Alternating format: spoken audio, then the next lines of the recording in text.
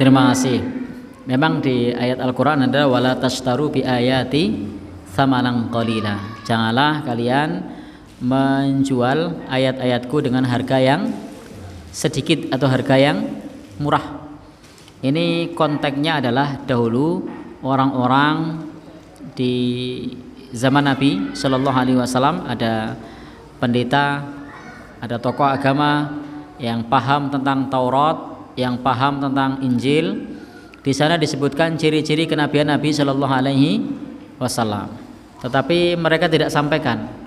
Nah, karena mereka khawatir kehilangan pamornya, sehingga mereka justru tidak menyampaikan hal tersebut, tetapi menyampaikan sesuai dengan keinginan orang-orang. Maka demikianlah mestinya kita sebagai dai, sebagai mubalik, menyampaikan ilmu agama apa adanya. Jangan sampai ketika kita menyampaikan ilmu agama itu dalam konteks kalau tidak sesuai selera umat lalu tidak disampaikan. Sampaikan qulil haq walau kana murran. Sampaikan yang benar meskipun itu pahit. Nah, kadang karena itu pahit lalu kemudian tidak disampaikan. Nah, hanya karena khawatir tidak diundang lagi. Jadi tidak perlu khawatir tidak diundang lagi. Kalau tidak diundang lagi, ya sudah, tidak apa-apa. Kecuali Anda punya target. Nah, karena tadi pentingnya di dalam mengajarkan ilmu itu mutadarijah, bertahap. Untuk saat ini saya tunda dulu. Ini boleh. Jadi konteksnya menunda dulu boleh. Tapi kalau menyembunyikan tidak boleh. Nah, sebagaimana dalam syarah kitab Tauhid yang kalau tidak salah di Qaul Mufid itu disebutkan bolehnya kitmanul ilmi lil maslahah, bolehnya menyembunyikan ilmu untuk maslahat. Jadi ilmunya disembunyikan sementara waktu karena adanya maslahat. Dalilnya apa? Dalilnya pada saat Nabi menjelaskan kepada Mu'ad pada saat itu tentang haqqullah alal ibad wa haqqul ibad alallah, tentang hak Allah atas hamba dan hak hamba atas Allah. Apa isinya di sini? Barang siapa yang menyembah Allah tidak syirik, maka dia tidak akan disiksa kekal. Nah, jadi dia tidak akan disiksa kekal. Maka jadi barang siapa yang tidak syirik maka tidak akan disiksa kekal. Itu salah satu isi dari haqqullah alal ibad wa haqqul ibad alallah. Dan hendaknya Allah Subhanahu wa taala adalah zat yang kita ibadahi saja. Maka kemudian siapa saja yang tidak syirik tidak akan disiksa kekal. Maka kemudian Mu'ad mengatakan, ya Rasulullah, afala ubasyirin nas, wahai Rasulullah, kenapa tidak kita kasih tahu orang-orang kalian masuk surga asal tidak syirik? Rasul mengatakan, lah, jangan dulu, fayatakilu, tunda dulu.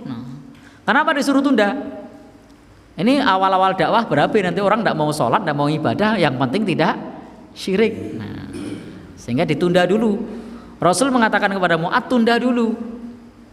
Ini menunjukkan bolehnya menunda suatu ilmu karena adanya maslahat. Nah, bayangkan kalau orang ahli maksiat disampaikan begitu, asal ora syirik sesuk mlebu swarga, kira-kira gimana?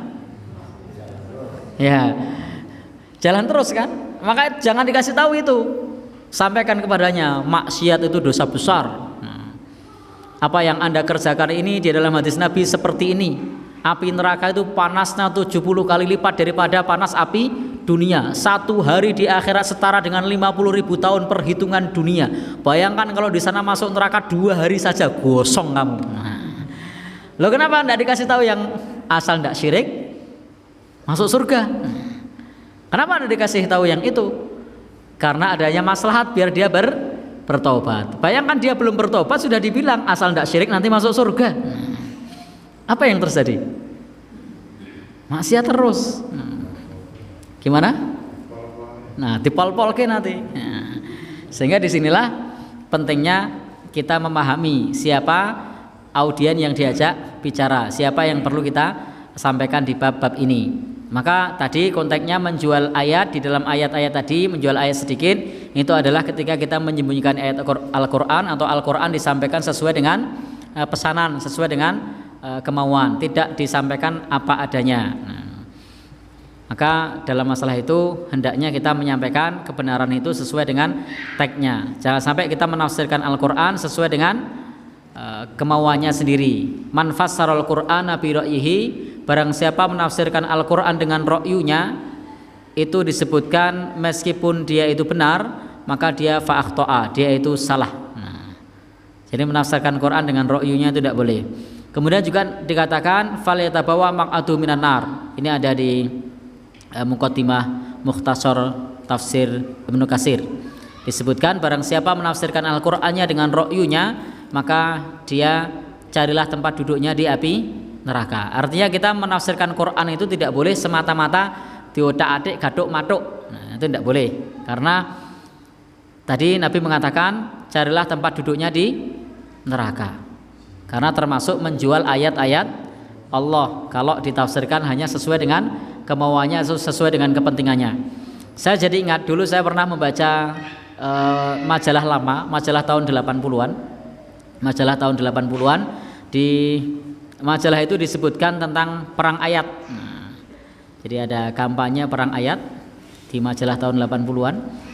Saya waktu itu membaca sudah tahun 98-99. Itu karena di perpustakaan numpuk majalah lama begitu. Saya baca, ternyata di situ ada perang ayat. Ayat yang dikutip itu adalah ku anfusakum wa ahlikum naru. Jagalah dirimu dan keluargamu dari naru. Ternyata naru pada saat itu di majalah itu disebutkan adalah salah satu pimpinan partai politik. Saya tidak ngerti. Nah, karena saya waktu itu masih kecil. Nah, jadi jagalah dirimu dan keluargamu dari naru. Nah, ini namanya menjual ayat. Kenapa? Karena maknanya itu bukan nama orang. Maksud dari ayat ini jagalah dirimu dan keluargamu dari api neraka. Masih menurut majalah tersebut waktu itu yang saya baca, ada ayat balasan, wala taqraba hadhihi syajarah, dan janganlah kalian mendekati pohon ini. Nah, ternyata pohon ini juga ternyata kok iso? Padahal kan tafsirnya bukan itu. Nah, saya tidak mengalami era itu ya, karena saya termasuk generasi ya. Saya termasuk generasi milenial ya. Saya tidak mengalami era itu, tapi saya membaca. Nah, jadi wala taqraba hadhihi syajarah fatakuna minadh dhalimin. Janganlah kalian mendekati pohon ini, kamu termasuk orang yang zalim. Nah, kok iso? Padahal yang dimaksud pohon itu adalah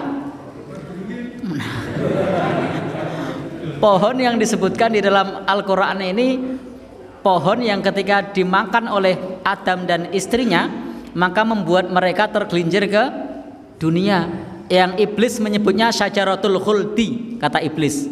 Nah, lah kok di sini kok pohonnya jadi berubah? Nah, ini menjual ayat. Nah, mana ayatnya bukan gitu kok. Nah, entah itu benar atau tidak, saya cuma baca majalah karena saya tidak mengalami era tersebut. Nah, ada yang mengalami era tersebut? Ada. Itu betul terjadi. Ya, baik, terima kasih. Begitu Pak G. Nah, jadi jangan sampai kita tafsirkan Quran hanya karena kepentingan sesaat, tafsirkan hadis hanya kepentingan sesaat, tapi sampaikan sesuai kebenaran yang ada. Wallahu a'lam bishawab.